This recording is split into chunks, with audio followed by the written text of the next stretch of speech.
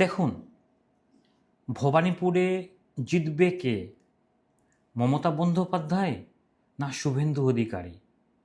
এই প্রশ্নের উত্তরটা এখন আর এক লাইনে বলা যায় না। তবে ডেটা কি বলছে সেটাই সহজভাবে তুলে ধরি।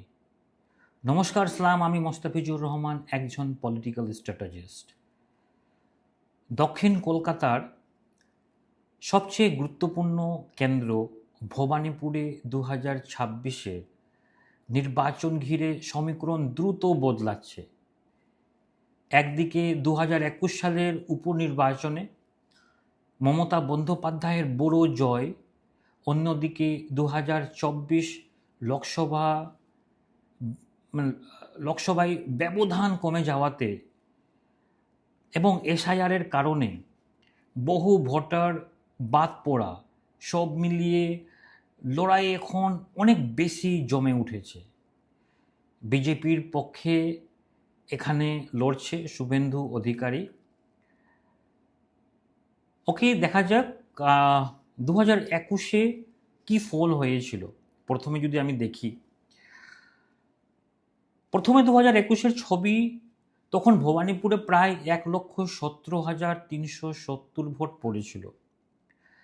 তৃণমূল কংগ্রেস প্রায় 85,263 ভোট পায়, যেখানে 71.90% ভোট শেয়ার কিন্তু পান। আর বিজেপি পায় 26,828 ভোট, 22.29%। জয়ের ব্যবধান ছিল 58,835 ভোট।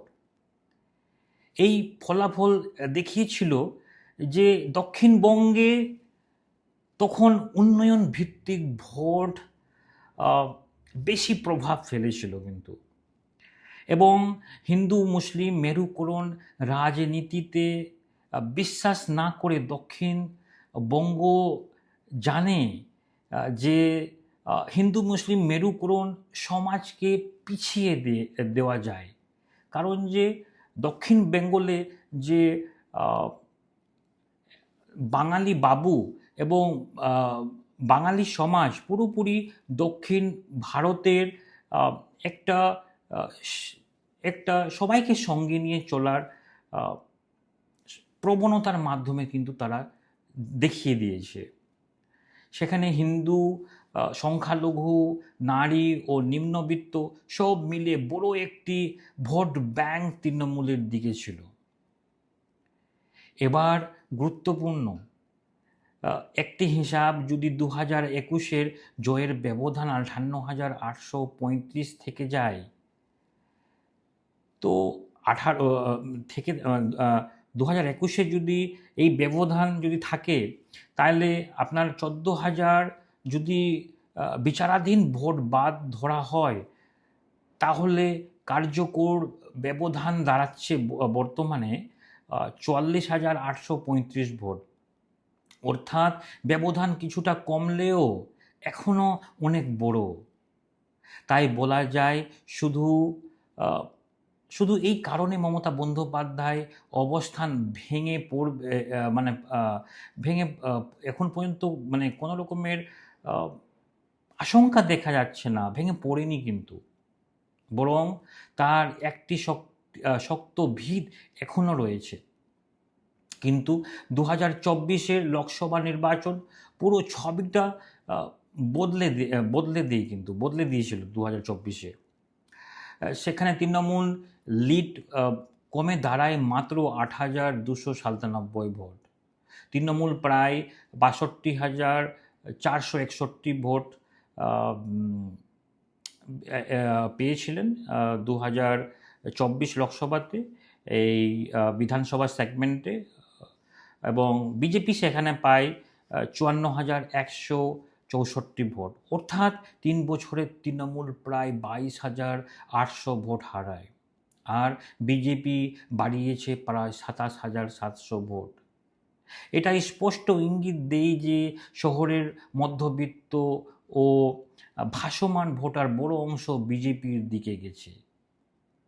এর এর সঙ্গে যদি যুক্ত হয়ে এসআইআর যদি যুক্ত হয়, স্পেশাল ইন্টেন্সিভ রিভিশন, এই প্রক্রিয়ায় প্রায় 50,987 জন ভোটার, প্রায় 20% তালিকা থেকে বাদ পড়েছেন।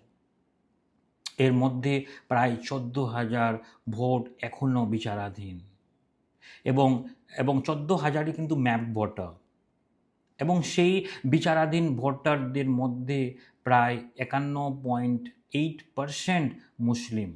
অর্থাৎ যেভাবে ভোটার মানে ঐতিহ্যগতভাবে তৃণমূলের দিকে ঝুঁকে, তাদের উপরে প্রভাব তুলনামূলক বেশি পড়েছে এই 2026-এ এসআইআরে। এখন বাস্তবতা কি? একদিকে তৃণমূল 2021-এর শক্ত ভিত এখনও রয়েছে, অন্যদিকে 2024-এর ফল, এসআইআরের প্রভাব এবং শহরের ভোটে বিজেপির উত্থান, এই সব মিলিয়ে লড়াই অনেক কঠিন হয়ে পড়েছে। আর একটি বড় ফ্যাক্টর হলো মোট ভোটারের সংখ্যা কমে যাওয়া। আগে যেখানে 2,06,000 ভোট, প্রায় 2,06,000 ভোট ছিল, এখন তা কমে দাঁড়িয়েছে প্রায় 1,60,000, তাই না? এর মানে প্রতিটি ভোট এখন অনেক বেশি গুরুত্বপূর্ণ। সংগঠিত ভোটারই শেষ পর্যন্ত ফল নির্ধারণ করবে। সব মিলিয়ে আমি যদি বলি, ভবানীপুর এখনও তৃণমূলের শক্ত ঘাঁটি, কিন্তু 2026-এর ফল একতরফা লড়াই আর নয়। এখন এক লাইনে বললে 2026-এর গ্রাউন্ড রিয়ালিটি হলো দক্ষিণ বাংলা তথা দক্ষিণ কলকাতা হিন্দু মুসলিম মেরুকরণ তেমন দেখা যায় না। ব্যবধান কমলেও ভিত এখনো শক্ত, তবে লড়াই এবার সত্যি কঠিন। আমার এই বিশ্লেষণ কেমন লাগলো? আপনারা সবাই এই ভিডিওকে শেয়ার করুন, সবাই এই বিশ্লেষণ যাতে কি জানে। যদি আপনাদের অন্য কোনো অ্যাঙ্গেলে আপনারা যদি এই বিশ্লেষণকে দেখেন, তো অবশ্যই আপনারা কমেন্টে জানাবেন ভবানীপুরে কে জয়ী হতে যাচ্ছে। সুতরাং আজকে এতটুকুই। নমস্কার।